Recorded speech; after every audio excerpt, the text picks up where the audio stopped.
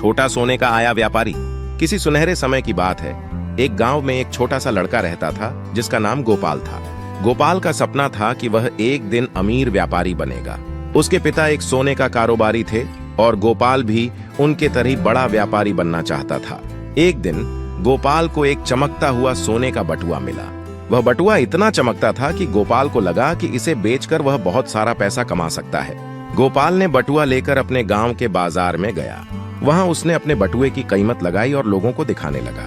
बटुए की चमक देखकर लोग हैरान हो गए और वह बटुए को खरीदने के लिए तत्पर हो गए। गोपाल ने बटुए के लिए बहुत सारे पैसे मांगे। उसने सोचा कि यह पैसे उसके सपने को साकार करने में मदद करेंगे। लेकिन जब वह घर वापस लौटा तो उसने देखा कि उसके पिता बेहद परेशान थे। उनका सोने का कारोबार धीरे धीरे उदास हो रहा था। वह कुछ पैसे बचाने की कोशिश में थे, लेकिन उन्हें सफलता नहीं मिल रही थी। गोपाल ने अपने पिता से पूछा, पिताजी, आप इतने परेशान क्यों हैं? पिताजी ने उत्तर दिया, बेटा, हमारा सोने का कारोबार बहुत ही कठिनाई में है। सालों से हम इसे चला रहे हैं, लेकिन अब इसमें लाभ की आस ही नहीं है। गोपाल ने अपने पिता के चिंताओं को सुनकर दुखी हो गया।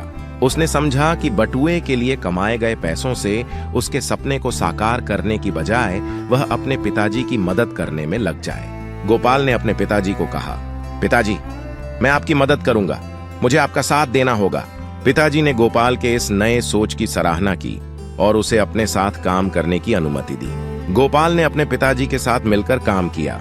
वह नई रणनीतियों और उपायों को अपनाकर कारोबार को फिर से चलाने में सफल रहा।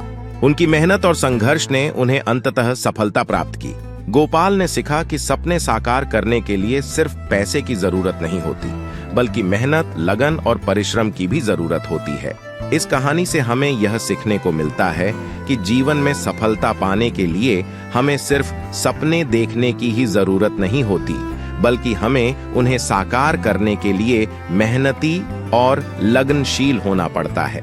इस कहानी के माध्यम से हमें यह समझने को मिलता है कि हमें अपने सपनों को साकार करने के लिए समय का मूल्य समझना चाहिए और हमें हमेशा प्रयासरत रहना चाहिए।